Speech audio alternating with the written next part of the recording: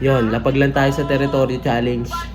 Nandito, sobrang dami na naming ibinigay. Teritoryo namin to, ba't kayo nandito? Yeah, yeah.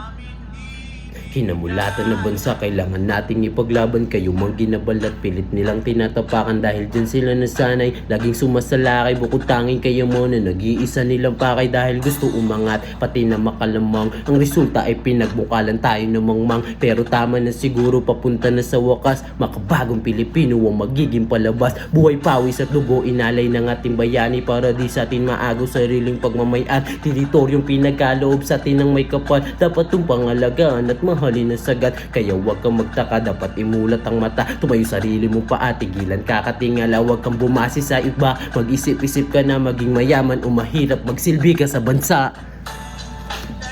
Yun namin to, ba't kayo nandito? Sobrang dami na naming ibinigay.